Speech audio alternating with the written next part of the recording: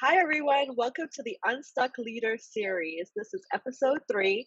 I'm Nadir Ramtran, the president and CEO of NRNY Consulting and also the founder of Unstuck Leader. Today, joining us, we have Jeanette Knotts, who is one of my best friends and someone who I've known since I was 14 years old when we met in high school. So I'm so excited to have her to continue to be part of my life and then also part of this Unstuck Leader journey and series that I've created just to create value for people to hear some stories about how people have been stuck in some areas of their life and what they've done to become unstuck. So I'm super excited about what Jeanette has to share with us today. And so I will pass it on to you, Jeanette, and just start off with the question, can you share a time when you were stuck, and then what were some strategies, 2 to 3 strategies that you implemented, or sort of like it just came up naturally for you to become unstuck? Okay, first of all, hi everyone. So a time that I was stuck. So I want to say 3 years ago, I was in the market for my first car.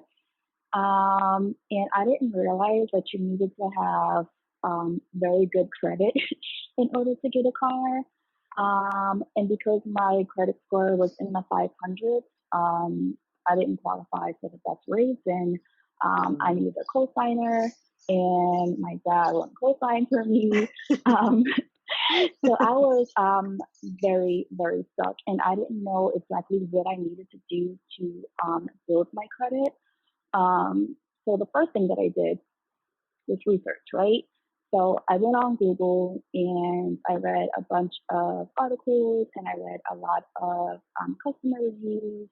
And then I came across this credit site that said that if you sign up with them, they'll review your credit history, and they'll contact the bureaus and delete anything that is incorrect or inaccurate. So I did that. And then I have a bad habit of spending money, especially spending money that I don't even have yet. Um, so that was the second thing that I did. I had to stop spending money.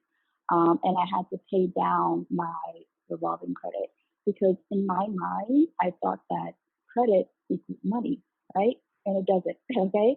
Credit means that you have to pay it back.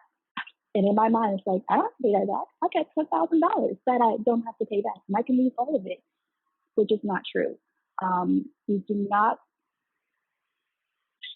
you do not, um, you should not spend 100% of your credit limit. You should not. So that was the third thing that I had to do. I had to like really educate myself on how to use credit and how to build credit and how to really cut back on using so much. And I just want to say that was 3 years ago. My credit score was in the 500s, like low 500, and now my credit score is over 780. So Oh my I goodness. ain't stuck no more. That is amazing. I mean, I think to go from low 500s to over 780 points, and have that as a credit score, I think one is very empowering, but and also you've done the hard work, right? Like I also love, spending and even thinking about like credit cards. I'm like, oh, I can just pay the minimum payment and I'll be fine. But then interest adds on, and then you take a look at how long it's going to take you to pay off that one credit card that's like maybe $2,500. And Mhm. so I recently became a board certified credit consultant. And I think just even learning about like my own credit score and how to support people with um, increasing their scores and then taking some of those, not, I guess, like some of the negative reports or like inaccurate postings on reports. And so Mhm. I'd love for you to share, like, what was your thought process, right? Like, when you felt stuck, what were some of the thoughts and feelings that were coming up for you? And how did you manage to, one, be consistent, stay on track, um, did you dispute any of the items that were on your credit report? And if so, how did you do that? Like, what were some concrete things that happened, like, during the time that you were feeling stuck? Um, that's really a good question. So when I was feeling stuck, I was just in this anxiety pit because I didn't know how to get out. I didn't know if I can get out, and I wasn't taught that your credit score, it's never the same. Like it's based off of your habits, so it's constantly changing. And I didn't know that. I thought that once you're bad, you're bad, or once you're Mm, good, you're great. But it's all mhm, based off of habits.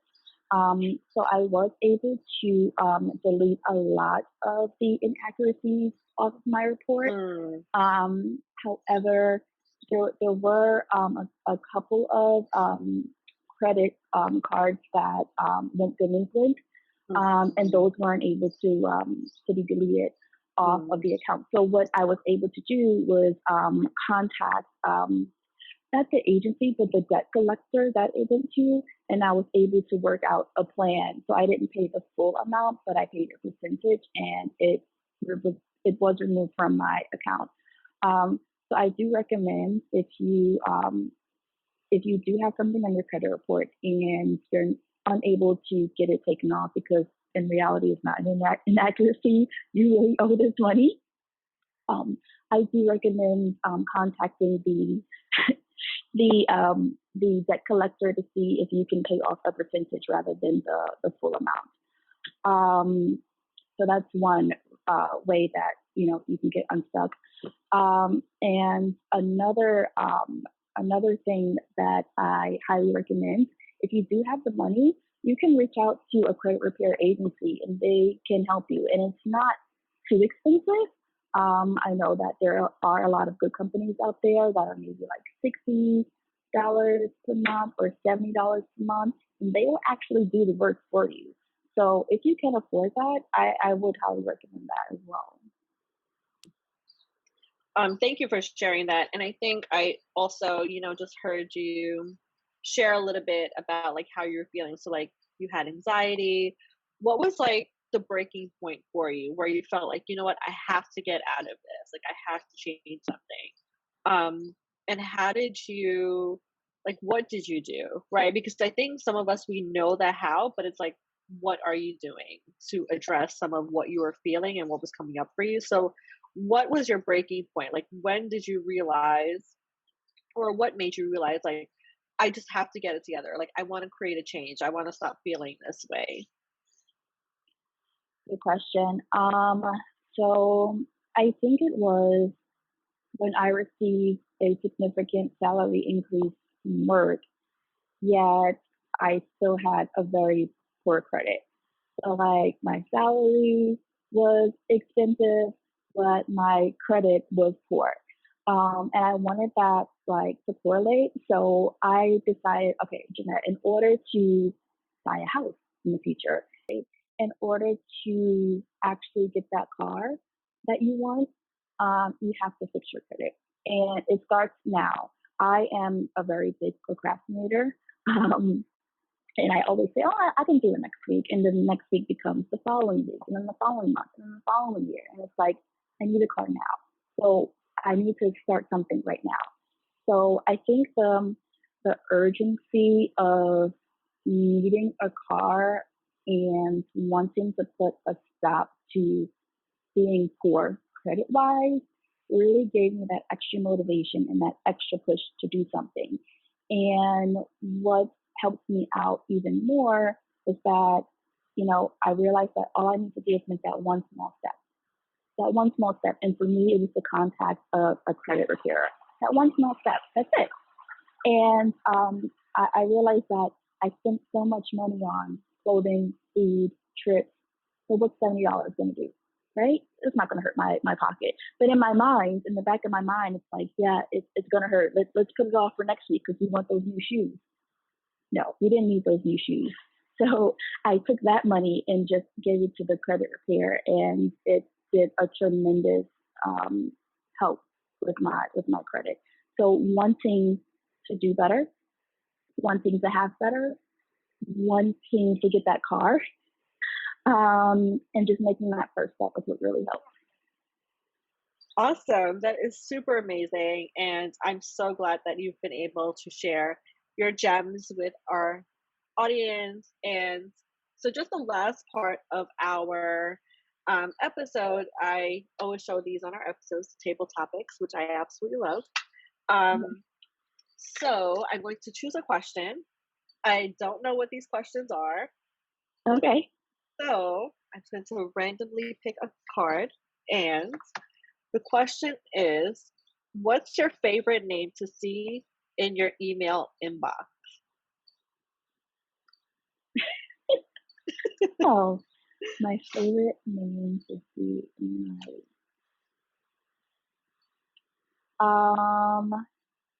well, it's not really an individual name, but it's a store name. Um, and it's because I have an obsession with their candles. So it's Bath and Body Works. And I kid you not, I feel like they know me, every morning around like 7 a.m., I get an email like, hey, you have a coupon. It's like, Yeah, oh my God, I right. didn't know that. Although you've been sending me the same email, every morning at 7 a.m. Yeah. I'm very happy. So having seeing emails from them and seeing that I have a coupon available, Yeah. it makes my day. They know how to get us. I also love coupons and I love like really great sales. And that's typically like the only time that I'll shop for something is like if I can get something on sale. Or use like the coupon code.